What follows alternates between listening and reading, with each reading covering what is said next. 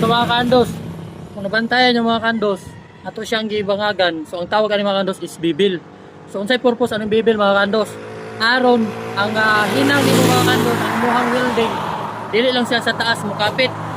Gikan sa ubos mga kandos, hantod sa taas, nakakapit imuhang winildingan. So mo ni purpose ani mga kandos. Ang tawag ani bibil, gibibilan nimo siya. So atong weldingon mga kandos.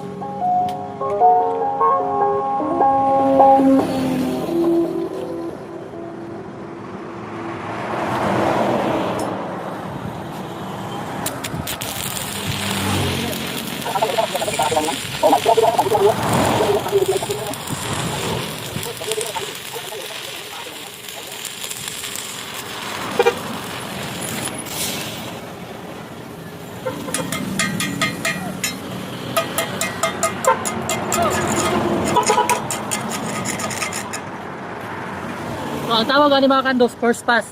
So utuhan pa nato ni siya mga kandos. So nakita niyo mga kandos, nasa ilalom ang kapit. So ikaduha na to mga kandos, second pass, nana ni siya sa taas. So ato ni siyang sapawad.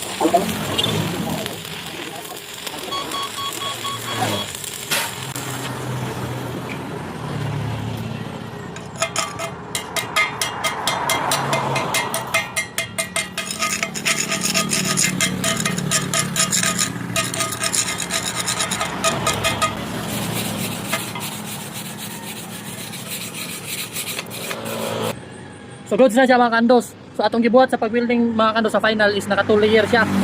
Nakaana siya mga kandos, nakapatong para likon gyud siya. So nara mga kandos ang final. So atong gibuhat ana mga kandos is naka 2 layer siya. Naiuna tapos patungan natong isa para likon gyud na siya mga kandos. So mo na final na to mga kandos. So wala na to hinloy ang kilid-kilid kay yantas ro ni siya. So goods na mga kandos. So,